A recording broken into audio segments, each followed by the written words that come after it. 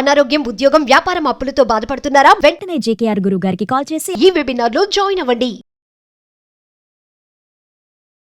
నమస్కారం గురుగారు. మహాదేవతల్లి. మామూలుగా అఘోరాలు అఘోరీలు అంటేనే చాలా కఠినమైన దీక్షలో ఉంటారు. అంటే పెళ్లిళ్ళు చేసుకోరు అనేది విన్నాం. ఇప్పుడు చూస్తున్న అఘోరి మాత్రం చక్కగా పెళ్లి లైవ్ కూడా ఇచ్చేస్తుంది. ఆల్రెడీ పెళ్ళైన భార్య ఎంటర్ అయ్యి ఒక షాకింగ్ న్యూస్ ఇచ్చేసింది. ఆల్రెడీ 5 మంది అమ్మాయిలతో ఆయనకు ఆల్రెడీ సంబంధం ఉంది అని ఉంది. అసలు పెళ్లిళ్ళు చేసుకోకూడదు, ప్రజల కోసమే దేవుడికి అంకితమైన వాళ్ళు ఇలాంటి తప్పులు చేస్తే వీళ్ళను అఘోరి అనొచ్చా? అసలు అఘోరీనా కాదా? ఇందులో చిన్న వర్డ్ కరప్షన్ తల్లి. అఘోరీ కాదు, అఘోరా. అఘోరా మీరు మీ తాతల ముత్తాతల నుంచి కూడా మీరు వింటూనే ఉన్నారు, అఘోరాలు వస్తున్నారు, అఘోరాలు వస్తున్నారు అంటారు. ఎప్పుడైనా ఎక్కడైనా వీడు వచ్చినప్పటి నుంచి అఘోరి అనే వర్డ్ వినిపిస్తుంది కానీ ఇదపూర్వంలో మనం ఎప్పుడైనా సరే అఘోరి అనే వర్డ్ మనం విన్నామా? లేదు. వీడు వచ్చిన తర్వాతనే మొదలైంది. అసలు వీడెవడు? ఇతని పేరు శ్రీనివాస్. వాస్తవానికి వాడి పేరు శ్రీనివాస్. వీడి స్వగ్రామం కూడా ఎక్కడ అంటే మన మంచిర్యాల అవతల నిన్నెల దగ్గర వాడి స్వగ్రామం. విన్నారా? అయితే వాడు అక్కడ నుంచి వచ్చేసేసి తర్వాత ఒక మగవాడిగా ఉండే వ్యక్తి డ్రగ్స్ మాఫియా చేసేటువంటి వాడు, డ్రగ్స్ దందాలను చేసేటువంటి వాడు, అన్ని రకాల యాక్టివిటీస్లో వాడు ఉండేటువంటి వాడు మాఫియాలో. తర్వాత వాడు ఏం చేశాడు? పురుషాంగాన్ని మార్చేసి స్త్రీ అంగాన్ని పెట్టేశాడు, యోనిని పెట్టేసుకున్నాడు. పెట్టేసుకొని వాడు ఒక 6 మాసాలు ఎవరికి కనిపించకుండా ఉన్నారు. ఎందుకనంటే వాస్తవం చెప్పాలంటే ఒక మగవాడు ట్రాన్స్జెండర్ కింద మారాలి అనుకున్నప్పుడు 3 నెలల పాటు విపరీతమైన కష్టాన్ని అనుభవించాలి. ఎవరికైనా ఇప్పుడు ఆపరేషన్స్ అయితే ఒక కష్టం అనేటివి ఉంటాయి కదా, పెయిన్స్ లాంటివి, అలా ఉంచుతారు. అలా వాడు ఉన్న తర్వాత వీడు ఎటువైపు వెళ్ళాడా మరి ఏం చేశాడు అనేది అది వాడికే తెలవాలి. ఎప్పుడైతే ఒక అఘోరి అని చెప్పేసేసని మొదలు వేములవాడ దగ్గరకు వచ్చి ఇక్కడ మన ఆలయంలో ఎన్నో సంవత్సరాల నుంచి ఉంటున్నటువంటి ఆ మసీదుని తీసేయాలని మొదలు ప్రారంభం చేశాడు. దేనివల్ల? ఒక హిందువులకు ముస్లింల మధ్యలో ఉండేటువంటి గొడవను లేపడానికి కోసము మొదటి ప్రారంభం చేసింది అక్కడి నుంచి. రాను రాను చాలా మంది మీడియా వాళ్ళు వాడిని తీసుకువచ్చి పెడుతున్నారు. ఇంకొంతమంది ఏమంటున్నారంటే వాడు ఇలా వివాహం చేసుకున్నారు, స్త్రీ ఇట్లా చేసుకోవచ్చా అంటున్నా. అసలు మన జీవిత చరిత్రలో ఈ రోజు వరకు ఏ క్షణమైనా సరే, ఏ రోజైనా సరే ఒక అఘోరాలు సింగిల్ గా వచ్చి వివాహం ఆడింది మనం ఎప్పుడైనా చూసామా? ఎక్కడా చూడలేదు. ధర్మ ప్రకారంగా అసలు అఘోరాలు ఎవ్వరికి తెలవని ఒక రహస్య ప్రదేశాల్లో మాత్రమే ఉంటారు. విన్నదే కానీ చూసింది ఎవరు లేరండి. ఆ రహస్య ప్రదేశాలను కనుక్కోవడం కూడా చాలా కష్టం. అది భూమి లోపల అథలోక పాలకంలోనన్నా ఉండవచ్చు అఘోరాలు. ఎందుకంటే అఘోరాలు ఉండేది అఖాడాల్లో ఉంటారు తల్లి. కొంతమంది ఈ అఖాడాలు రాకముందుకు సిద్ధ పురుషాశ్రమాల్లో ఉంటారు. మేము సిద్ధ పురుషాశ్రమాల నుంచి వచ్చిన వాళ్ళమే. జ్ఞాన సిద్ధి, యోగ సిద్ధి, వీర సిద్ధి, ఇలా కొన్ని సిద్ధి పీఠాలు ఉండేటివి. అందులో నుంచి తర్వాత అఖాడాలు అనేది ప్రారంభం చేశారు. ఆ అఖాడాలో వీడు అసలు ఏ అఖాడాకి చెందినవాడో ఒక జాను అనే అఖాడా అని చెప్పాడు. జాను అఖాడా ఉంది లేదో అన్నట్ల. అందులో వాడు ఉన్నట్టు రుజువేంటి? అసలు ఏదో ఐడి కార్డు చూపిస్తున్నాడు. అఘోరాలకు ఐడి కార్డ్స్ ఎక్కడివి తల్లి? ఇప్పుడు ఆ అఖాడాలు ఏం చేస్తున్నారంటే వీడు నిజమైన అఘోరా అనేది అయితే సర్టిఫికేట్లు ఇస్తున్నారు. ఒకప్పుడు సర్టిఫికేట్స్ లేవు కదా. పూర్వం నుంచి మన చదువులకు సర్టిఫికేట్స్ ఉన్నాయి, ఈ ఇంగ్లీష్ చదువులకు సర్టిఫికేట్స్ ఉన్నాయి. మా వేద పాఠశాలలో చదువుకున్న వాళ్ళకు కూడా పట్టా అంటాం మేము, సర్టిఫికేట్స్ ఉన్నాం. ఒక పట్టా అని ఇస్తారు, ఆ పట్టా ఇచ్చేది. కానీ అఘోరాలకు పట్టాలు లేవు అసలు. కానీ ఇప్పుడు పట్టాలు పెట్టారు. ఎందుకంటే ఎప్పుడు పడితే వాడిని నేను అఘోరా అని చెప్పుకోవడానికి. ఇంకొకటి, అఘోరాలు మీరు కుంభమేళలో కానివ్వండి, లేదైనా దేవాలయ ప్రతిష్ట జరిగేటప్పుడు చూసే ఉంటారు. వాళ్ళు ఎప్పుడైనా మీ దగ్గరికి కారులో వచ్చింది మనం చూసామా? ఎక్కడికైనా సరే వాళ్ళు కాలినడక మీదనే వెళ్ళాలి, కాలినడకతోనే చెయ్యాలి. సరే, అంగం కనిపించేలాగా వాళ్ళు వస్త్రధారణ అనేటువంటిది ఉండదు, వస్త్రధారణ చెయ్యరు వాస్తవం. కొంతమంది ఏది నాగసాధువు, అసలు ప్రారంభమయ్యేదే అఘోరాలు నాగసాధువు దగ్గర నుంచి ప్రారంభమమ్మా. మనకు 5 స్టెప్పులు ఉంటాయి వీటిలలో. ఆఖరిదే అఘోర. అఘోర తత్వాన్ని దీక్షలో ఉండేటువంటి వాడు కొన్ని సంవత్సరాల యుగాల తరబడి తపస్సు చేసిన వాడే పూర్తి అఘోరాలు కాలేకపోయారు. విన్నారా? ఇప్పుడు వీడెవడో 3-4 సంవత్సరాలు నేనేదో జప సాధన చేశా, అది చేశా, ఇది చేశా అని ఒక మీడియా ఛానల్లో మీకు అఘోరా మంత్రం వస్తుందా అంటే వస్తుందండి అని అన్నాను. నాకు కొంచెం వినిపిస్తా, ఇది నీకు మాత్రమే చెప్తా, నువ్వు ఎవరికి చెప్పకు, ఇంకా ఏ మీడియాకి ఇవ్వ అనుకుంటా. ఓం క్రాంగ్ క్రామ్ భూమ్ భూమ్ భూమ్ శాకిని ఢాకిని అఘోరకాలి రుద్రకాలి ఢాకిని ఢూకిని అన్నాడు. ఈ ఢూకిని ఎక్కడంటే పక్కిన మీద దునకమని చెప్తున్నారా వాడేమన్నా? అది అసలు మంత్రంలో లేనే లేదు. విన్నారా? ధర్మ ప్రకారంగా కొన్ని మంత్రాలు అనేటువంటివి పుస్తకంలో రచయించే ఉన్నాయి. ఇప్పుడు కొంతమంది ఏం చేస్తున్నారంటే, వాస్తవానికి చెప్పాలి అంటమ్మా, సాధువులలో కూడా ఎవరు పడితే వాళ్ళు వస్తున్నారు నేర్చుకుంటున్నారని కొన్ని దొంగ మంత్రాలు అయితే పుట్టించారు.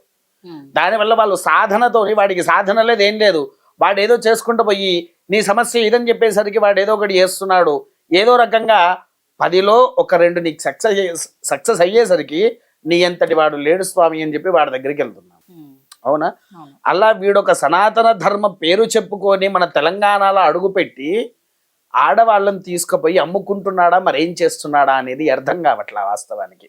అసలు వివాహం ఆడేది ఎక్కడుందమ్మా? అఘోర ధర్మంలోనే వివాహం అనేదే లేదు. అవును అవును, అసలు వాళ్ళు జనసంద్రంలోకి రారు, జన సంచరణే చెయ్యరు తల్లి. జన సంచరణ అనేది వాడు చెయ్యడు. వాడు ఎప్పుడైతే జన సంచరణ చేశాడో వాడు అఘోరి కాదు. ఇంకా అలాంటిది ఈయన ఏకంగా పెళ్లిళ్ళు అసలు అఘోరాలు పెళ్లిళ్ళు చేసుకోవాలి. ఇంకొకటి, మేము వివాహం ఆడిన తర్వాత శివపార్వతులను కంటాము అంటే, శివపార్వతులు ఎవరమ్మా? భార్యాభర్తలు. అంటే నువ్వు కానీ వాళ్ళని అన్నా చెల్లెల్ని చేస్తున్నావా, అక్కా చెల్లెల్ని చేస్తున్నావా, తమ్ముడు అక్కని చేస్తున్నారా? అంటే ఇప్పుడు శివపార్వతుల పేర్లు చెప్పి మీరు ఇలా నాటకాలు ఆడడం ఏంటి? అంటే ఎవరికి వాడు నచ్చినట్టుగా చేసుకుంటూ పోయి మన ధర్మం ఒకటైతే నువ్వు చూపిస్తున్న ఆ ధర్మం ఒకటి. అవును. దీనివల్ల మనకి ఏ ప్రయోజనం ఉన్నట్టు? ఎంతో మంది మన సనాతన ధర్మాన్ని నమ్ముకొని దేవుళ్ళ దగ్గర పూజలు చేసే భక్తులు చాలా మంది ఉన్నారు. ఇంకొకటి, అఘోరాలు ఉన్నారు. సరే, ఈ వివాహ విషయం ఒక్క నిమిషము. ఒక రక్షక భటుల వ్యవస్థలో ఉన్న వ్యక్తి దగ్గరికి వెళ్ళి లా దగ్గర నుంచి మొదలుకొని ఇష్టమున్న బూతులు తిట్టాడు. అఘోరాలు బూతులు తిట్టడానికి అసలు ఆస్కారం ఉందా? సాధారణమైన మనిషి బూతులు మాట్లాడతాడు. ఏ సబ్జెక్ట్ లేనివాడు బూతులు మాట్లాడతారు. ఒక ధర్మబద్ధంగా ఉండేవాడు ధర్మాన్ని రక్షించాలి, ఒక సనాతన ధర్మాన్ని పైకి పెంచాలి అనుకుంటా వచ్చినవాడు పైకి పెంచకుండా ఈ బూతులు మాట్లాడి ఒకరిని కాదు, ఇద్దరిని కాదు, ముగ్గురిని కాదు, ఒక 5 ఆడవాళ్ళతో పట్టుకొని తిరుగుతూ ఉంటే, ఈ 5 ఆడవాళ్ళను నువ్వు తీసుకుపోయి బయట దేశాలకు అమ్ముతున్నావా, లేకపోతే నీ స్వార్థం కోసం ఉపయోగించుకుంటున్నావా? పూర్వంలో వాడికంటూ ఒక ముద్ర అనేది ఉంది, ఏంటిది ఒక స్మగ్లర్ అనేది అయితే ఉంది. మరి ఇప్పుడు చేస్తున్నది కూడా అదే అనుకోవచ్చు కదా తల్లి. ఆడవాళ్ళని స్మగ్లింగ్ చేస్తున్నాడు అనేది అయితే మనం అనుకోవచ్చు కదా. ఇగో ఇలాంటి వెధవల వల్ల మన ధర్మాన్ని నీచబట్టిస్తున్నారు. తర్వాత ఇంకో రెండో విషయానికి వస్తే, వీడు సనాతన ధర్మం అని చెప్పేసేసి మనలో మనకు గొడవలు సృష్టించడం. హిందూ ముస్లిం అమ్మ, ఇప్పుడు ఆ వేములవాడలో మసీద్ అనేటువంటిది కొన్ని వేల సంవత్సరాల నుంచి ఉంది. మధ్యలో పెట్టింది అయితే కాదు కదా, అవునా కాదా? దాన్ని తీసేయాలనంటే మీరు వినే ఉన్నారు, మనం ఎంతో మంది నోట్లలో నుంచి ఉన్నాం హిందూ ముస్లిం భాయి భాయి అని. మీ ఇంట్లో రంజాన్ అయితే నా దగ్గరికి కీర్ తీసుకువచ్చి ఇస్తారు, నా ఇంట్లో ఏమైనా పూజ అయితే తీర్థం తీసుకువచ్చి నీకు ఇచ్చిన నా దగ్గరికి అమ్మా. మా ఊర్లో ఎంతో మంది ముస్లిమ్స్ జాతకాలు చూపించుకోవడానికి వచ్చేది. క్రిస్టియన్స్ ఇంకో అబ్బాయి ప్రాణాపాయ స్థితిలో ఉన్నారు అని అంటే నా దగ్గరకు వస్తే చిన్న బొట్టిచ్చా, ఆ బొట్టు పెట్టగానే వాళ్ళు లేచి కూర్చున్నారు. కావాలంటే ఇది మా ఊర్లో మీరు ఎంక్వైరీ కూడా చేయండి. అంటే వాళ్ళు సరే మన దేవుళ్ళని వారు నమ్మకపోయినా మనల్ని నమ్మారు. మన దేవుళ్ళని వారు నమ్మకపోయినా ఒక మనిషిగా మనల్ని నమ్మారు. ఆ మనిషిగా మనల్ని నమ్మినప్పుడు మీరు చేసేదేంటి? ధర్మాన్ని ఎదగనివ్వాలి. కానీ ఈ నీచ కృత్యాలకు పాలుపడి ఇటువంటి నీచపైన చండాలపు పనులు చేసుకుంటూ మన ధర్మాన్ని అటు అఘోరాలను అందరినీ కూడా కించపరిచినట్టే కదా. ఇది ఈ వ్యవస్థనే కించపరిచినట్టు అయిపోయింది కదా. ఇంకెక్కడే ధర్మం మన దగ్గర ధర్మాన్ని కాపాడేటట్టు ఏది ఉంది? పిల్లలకు ఏం చెప్పాలి సనాతన ధర్మం గురించి? ఏం నేర్పిస్తాము మనం పిల్లలకి? ఏం అర్థం కావటం లేదు అసలు. సనాతన ధర్మం మీద విలువ అంటే మొదలు వాస్తవానికి చెప్పాలంటే మన పిల్లల దగ్గర నుంచి మనం మొదలు పెట్టాలి తల్లి. ప్రస్తుతానికి నడుస్తున్నటువంటిది ఈ యొక్క కలియుగంలో మన పిల్లలకి మనం నేర్పించాల్సిందే భగవద్గీత, పురాణాలు ఇతిహాసాలు ఏవైతే ఉన్నాయో అవి తీసుకువచ్చి రోజుకొక శ్లోకం నేర్పించండి. మనం స్కూల్లో ఇష్టమైన సబ్జెక్ట్స్ నేర్పిస్తున్నాము, అవును. అన్ని రకాల ఆటలు నేర్పిస్తున్నారు. అదేదో ఒక్క 10 నిమిషాలు కేటాయించి తోటకాష్టకమో, అన్నపూర్ణాష్టకమో, భారతమో, భాగవతమో శ్లోకాలు నేర్పిస్తూ ఉంటే మన ధర్మం ఏంటి అనేది తెలిసిపోతుంది. సో ఇప్పుడు ఈ పెళ్లి అనేది చెల్లినట్లేనా వీళ్ళది? అదా అర్థం కాదు. ఎలా చెల్లుతుంది తల్లి? అసలు పెళ్లి అనేది ఎలా చెల్లుతుంది? ఇంకో విషయం అడుగుతా, చెప్పండి. అఘోర అఘోర అనుకుంటా మొదలు వచ్చిండు, నగ్నంగా తిరిగిండు, పూర్తిగా వస్త్రము లేకుండా తిరిగాడు. తర్వాత నల్ల వస్త్రాలు కట్టుకొని వచ్చాడు, తర్వాత ఎర్ర వస్త్రాలు కట్టుకొని వచ్చాడు. ఒకరి ఇంట్లో షార్ట్ టీ-షర్ట్ వేసుకొని ఉన్నాడు. ఆ వీడియో మీరు చూసారా? చూసాను. వేరే పురుషుడి మీద పడి ఆగమాగం చెయ్యంగా అదొకటైంది. తర్వాత ఇప్పుడు మళ్ళీ చీర కట్టడం మొదలు పెట్టాడు. జాకెట్ వేసి చీర కడుతున్నా అంటే వాడు జస్ట్ ఏంటి అని అంటే ఇక్కడికి ఒక వ్యాపారం కోసం వచ్చాడు. మొన్నటికి మొన్న ఎవరికో పూజలు చేస్తా అని 10 లక్షలు తీసుకున్నాడు. 10 లక్షలు తీసుకున్నాడు వాళ్ళకు. అంటే వాడు చేస్తున్న ఒక వ్యాపారంలో ఏముంది? హిందూ అనేది ఒక మూఢ నమ్మకాలలో ఒకటిగా మారిపోయి ఉందమ్మా. ఇది చేస్తా అది చేస్తా అని చెప్పేసరికి పాపం వాడు నిజమే అనుకొని ఆ డబ్బులు తీసుకుపోయి వాడికి అర్పించాడు. అర్పించిన తర్వాత ఆ డబ్బులతో వాడు ఇష్టమైనట్టుగా ఎంజాయ్ చేస్తున్నాడు. వాడి స్వార్థాల కోసం ఎంజాయ్ చేస్తూ ఈ అమ్మాయికి అలానే మాయ మాటలు చెప్పి తీసుకుపోయి అక్కడ తాళి కట్టాడు. ఇంకొక మాట చెప్తే వినండి. ఒక అఘోరి ఒక ఆడదానికి వివాహం చేసుకోవాలి అని అంటే అఘోరా సాధను త్యజితం చెయ్యాలి. అఘోరా అనే దాన్ని వదిలిపెట్టాలి. వాడు మళ్ళీ అసలు కనీసం దాంట్లో ఉండే మంత్రాన్ని కూడా ఉచ్చరించకూడదు. మరి వీళ్ళు లోక కళ్యాణం అన్నట్టు చేస్తారు. లోక కళ్యాణం ఎక్కడిది తల్లి? లోక కళ్యాణం అంటే ఆది పరమేశ్వరులు భూమి మీదకి దిగొచ్చారా లోక కళ్యాణంకి? ఇంకొకటి భక్త సిర్యాలుడు వినే ఉంటారు కదా మీరు. భక్త సిర్యాలు విన్నాడా? ఆయన దగ్గరికి పరీక్ష చేయడానికి పరమేశ్వరుడు అఘోరా రూపంలో వచ్చిండు. వీడిక్కడికి వచ్చి ఇష్టం ఉన్నట్టుగా బూతులు మాట్లాడుకుంటా నేను ఒక అది అని అఘోరా అని చెప్పుకొని తిరుగుతున్నాడు. వాడెక్కడ ఘోరి తల్లి? అవునా?